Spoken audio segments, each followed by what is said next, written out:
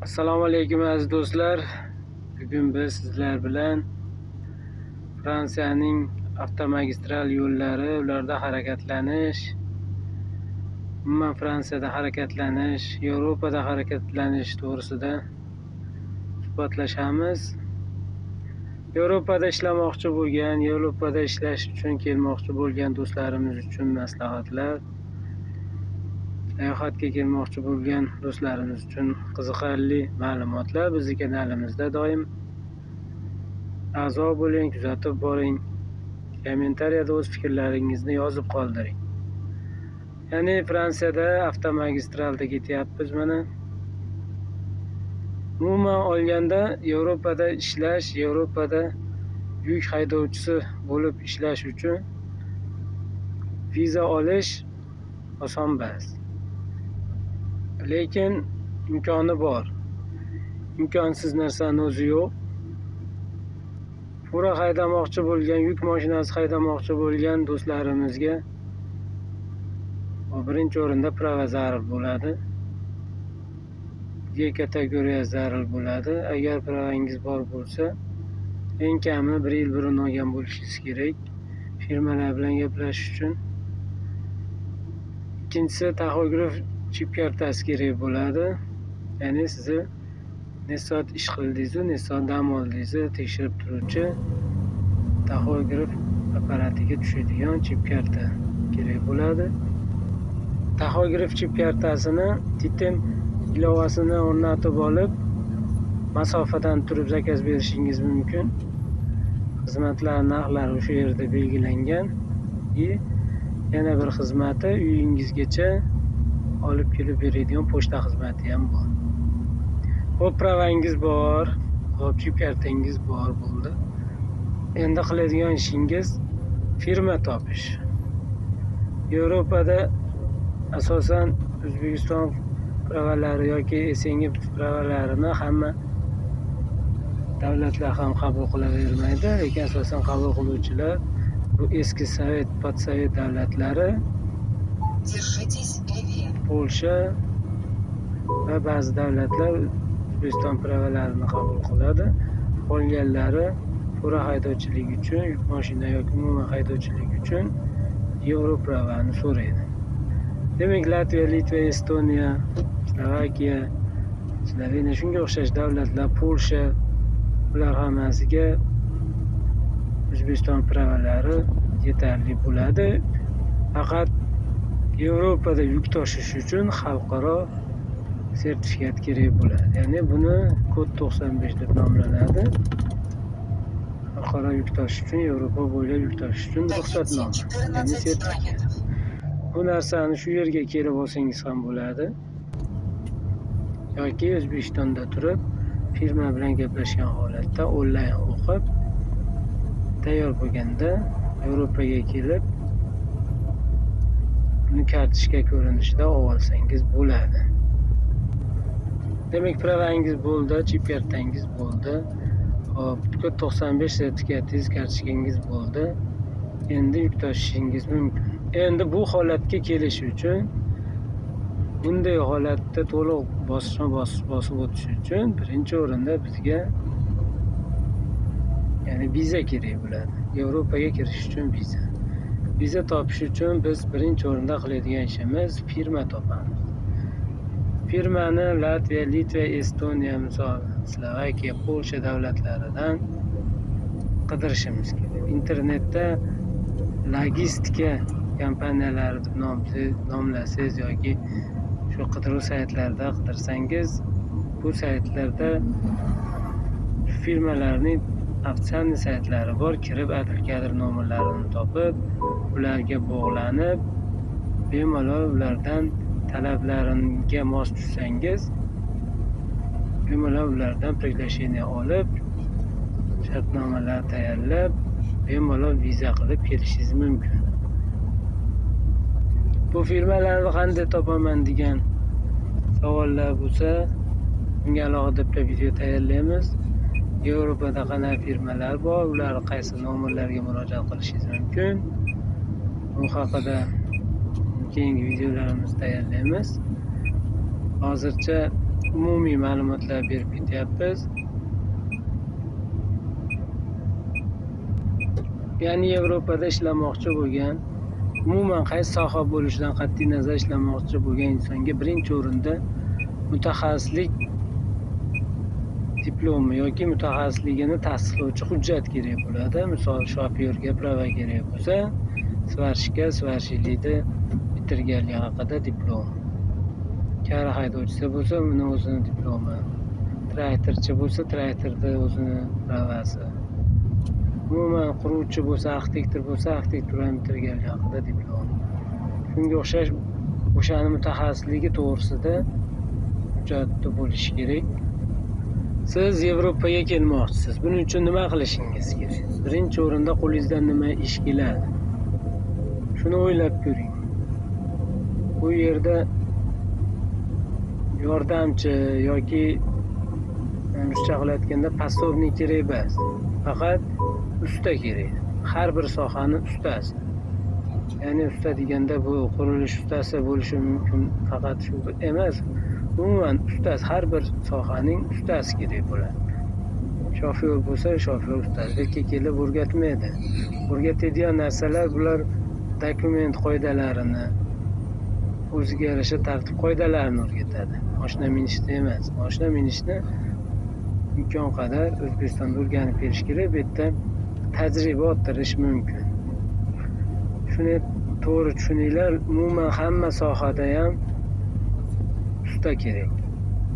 Arxitektor bo'lsa, chizmalarni chizadigan, chizmalarni tushunadigan, umuman chizmalar bo'yicha misol prorab bo'lsa, o'sha arxitektor chizib bergan chizmalarni tushunadigan bo'lishi kerak. Tom yopuvchi odam ham chertoj bo'yicha tom yopish kerak. Svarshik chertoj bo'yicha svarka qilib o'sha buyumni tayyorlab berish kerak. Bu chertojni tushunish kerak. Demak, har bir sohada o'z ustasi bo'lishi kerak. Demak, birinchi o'rinda qiladigan ishingiz qo'limdan nima ish keladi degan savolni o'zingizga bering. Agar qo'lingizda aniq bir ish kelishiga o'zingiz ishonmasangiz, aniq bir ishni boshini ushlang, o'rganishni. Svarshilik bo'lsa, o'sha mig-mag deydi, apparatlar, polavtomat, o'shanda to'liq svarka qilishni o'rganing. Shunga qiziqsiz yoki boshqasi. Kara bo'lsa, kara minib shu yuklash, tushirishni to'liq balandga, pastga bilan bog'darib bormaslik kerak, uni javobgarligi bor. O'rganing. O'sha sohani to'liq mutaxassis bo'lganingizdan keyin ikkinchisi bu til kerak bo'ladi, ya'ni gaplashish uchun muloqot vositasi kerak bo'ladi. Bu yerga kelganingizda sizni ular sizni tushunmasa, bir marta ish buyuradi, 2 marta ish buyuradi, uchinchisida zerikadi. Sizdan bir foyda yo'q. Sizga qanday tushuntirish mumkin? Bundan ko'ra sizni ishga olmagan ma'qulroq bo'ladi. Shuning uchun buni to'g'ri qabul qilish kerak. Biz boshqa tilda so'zlovchi xalqmiz. Bu yerdaglar boshqa tilda so'zlovchi xalq. Shuning uchun umumiy tillarni o'rganish kerak. Ya'ni ko'proq bu yerda ingliz tili. Endi podshoh davlatlarda rus tili sal-pal ishlaydi, lekin asosan ingliz tili. Agar qo'lingizdan kelsa, Germaniyaga kelmoqchi bo'lsangiz, nemis tilini, Ispaniyaga kelmoqchi bo'lsangiz, Fransiyaga fransuz tillari. Shularni o'rganib, qaysi yo'nalishda tilni mukammal o'rgansangiz, o'sha tilni vataniga borib ish topishingiz osonroq bo'ladi. Shuni ham esdan chiqarmanglar. Tilni o'rgandingiz, mutaxassisligingiz bor, qo'lingizda diplomingiz bor, mutaxassis. Endi sizni qiladigan ishingiz Yevropadan firma topib, firmada shu ishchilar qabul qilish bilan shug'ullanuvchi otdel kadr xodimlariga bog'lanishingiz kerak bo'ladi. Buning uchun sizlarga qo'shimcha ma'lumotlar topib berishga harakat qilamiz. Keyingi videolarimizda sizlar ungacha o'zingiz bilganingizcha internetdan shu firmalarda topib harakat qilsangiz bo'ladi. Pura haydovchiligiga kelmoqchi bo'lgan do'stlarimiz, mana yo'llarimiz bu magistral yo'llar, tekis ravon tarafi yaxshi, lekin magistral yo'llarda tor joylar ham to'g'ri kelib qoladi. Remont bo'layotgan vaqtlarda bunaqa oq palasadagi hozir kattagina ravon yo'lda remont paytida sariq polasa bilan toraytiriladi. O'shanda ham agar cheklov qo'yilmagan bo'lsa 80 tezlikda yurish kerak bo'ladi. Yevropa bo'yicha harakatlanish yuk mashinalari uchun 80 qo'yilgan. Unga qo'shimcha +5, +9 gacha harakatlanish mumkin. Agar undan ortiq harakatlansangiz radarga tushasiz, shtrafini o'zingiz cho'ntagingizdan to'laysiz. Shuning uchun hech qachon qoidalardan tashqariga chiqmaslikka, qoida bo'yicha yurishga, yo'ldagi znaklarga doim qarab yurishga odatlanish kerak. Yana bir holat bu navigator bilan ishlashda yaxshilab o'rganib olish kerak. Buni haydovchilikka ish qilmoqchi bo'lgan do'stlarimiz asosiy bilish kerak bo'lgan qoidalar shu, ya'ni yo'l qoidalariga to'liq rioya qilish, tilni bilish va Yevropa qonun qoidalariga rioya qilish va estetika, etika qoidalarini ham unutmaslik talab qilinadi. Avtomagistral yo'llardan tashqari mahalliy yo'llardan ham yurishga to'g'ri keladi. Bunday holatlarda yo'llar ancha torayadi, lekin 80 tezlik saqlanib qolishi mumkin. Agar 80 tezlik saqlanib qolsa, tor yo'lda 80 tezlikda katta yuk mashinasida harakatlanish kerak bo'ladi. Bunga albatta mahorat zarur bo'ladi. Bu yo'llar ko'rsatuvchi videolarimiz bor. Bularni boshdan qo'yib boryapmiz. Kuzatib boring, o'rganing va dokumentlar tayyorlab Yevropaga kelib ishlang. Oyliklari yaxshi, boshida biroz pastroq bo'ladi. To hujjatlaringiz to'g'rilab, stajirovkalardan o'tib, asosiy ishchiga aylangunizcha biroz vaqt o'tadi, biroz narx-navo, ya'ni siz uchun to'lanadigan maosh pastroq bo'ladi. Lekin vaqt o'tishi bilan siz professional shofyorga aylanasiz va yaxshi narxdagi ishlarda bemalol o'zingizni sinab ko'rishingiz mumkin. Endi qaysi davlatlarda viza olish osonroq degan savolga to'xtaladigan bo'lsak, bu ko'proq Latviya davlatida viza olish osonroq. Litva, Polsha davlatlariga nisbatan Latviya davlatiga ishchi viza olish osonroq. Buning uchun firma bilan gaplashasiz, u bilan qo'ygan talablarini bajarasiz va u sizga dogovor beradi, приглашение beradi va shuni vizaviy sentrga hujjatlaringizni to'g'rilab topshirasiz va 8-10 kun atrofida sizni vizangiz tayyor bo'ladi. Ya'ni Latviya davlatiga vizalar tez chiqadi, tez hujjatlaringiz tayyor bo'ladi. Yuk mashinasi haydovchilikka umuman fura bo'lishi mumkin, kamatga o'xshagan ekskavator, umuman mashina haydovchilariga ishlash uchun Yevropaga kelmoqchi bo'layotgan do'stlarimizga alohida bitta maslahat, bu hech kim bu yerga kelishda hali oldin hamma yo'qni bilib kelmagan, hech kim bilib tug'ilmaydi. Bu motivatsion gap, ya'ni siz hech qachon umidni, harakatni to'xtatmang. Hech kim bilib tug'ilmaydi, hech kim bilib tug'ilmagan. Hamma harakat hayoti davomida kimdir o'zidan xuddi bilib tug'ilgandek qilib o'zidan tutib olib, bir narsa so'rasangiz, maslahat kelganda, sen eplanmaysan, sen qilolmaysan, bu oson bas, aqa kirib ketasan, baqa chiqib ketasan. Odamlar furani ushamagan odamlar kelib yillab hozir mashina minib yuribdi. Professional bo'lib, shogirdlar chiqarib o'rgatib yuribdi. Odam qilgan ishni odam qiladi. Har kimning gapiga quloq solmasdan o'zingizda mustaqil fikringizda o'z harakatingizni, o'zingizni maqsadingizni aniqlab oling. Oldin sizda shu qobiliyat bormi? Shunga ishtiyoq bormi? Shuni bir o'zingiz bir o'ylab oling. Shu shu ishni olib keta olasizmi, shunga qiziqasizmi, shuni bir o'ylab ko'ring. Maqsad faqat pul topish emas, maqsad oldin shu ishni yurgizib ketishda. Siz shu ishda yurgizib olib keta olsangiz, shuni ustasi bo'lib keta olsangiz, o'zi pul topilaveradi. Oldin bir o'ylab ko'ring, qo'lingizdan nima ish keladi, nimani eplay olasiz va nimanidir eplay olmaysiz. Shuni bir o'ylab ko'ring. Agar shu sohani tanlasangiz, demak harakat qiling. O'zimizda fura haydovchilar yonida birga yuring, minib ko'ring, ko'chalarda orqaga qo'yish, rampaga qo'yish, ko'ykaga qo'yishlarni o'rganing.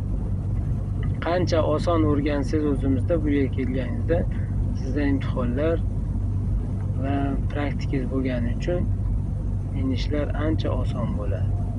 Qiynalmaysiz, o'zingizga oson bo'ladi. Shuning uchun harakat qiling, hech qachon harakatdan to'xtamang.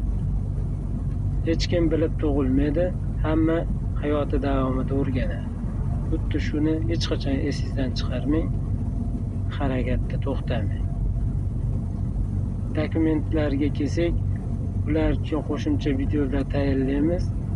Harakat qilasiz, saytlarini tashlaymiz, telefon nomerlarini topib berishga harakat qilaman.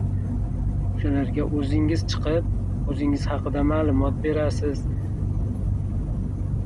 Fura haydashingiz to'g'risida video qilib tashlashingiz mumkin va o'zingizni ularga siz shu sohaga kerakli mutaxassis qilib ko'rsatsangiz, ular shunga ishonsa, siz bilan dogovor qiladi, sizga приглашение beradi va bemalol siz viza olib Yevropaga kelib ishlashingiz mumkin.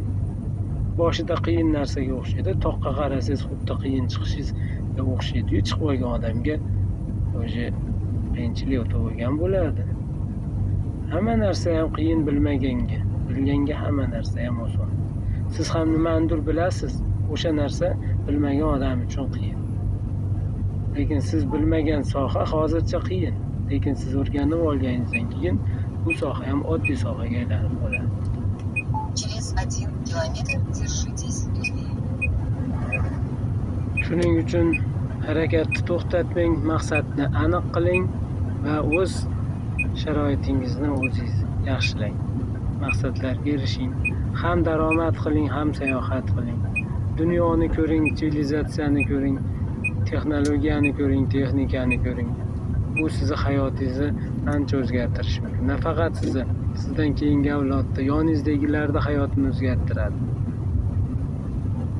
Chunki rivojlangan davlatlarda texnika, texnologiya rivojlangan bo'ladi, sivilizatsiya rivojlangan bo'ladi.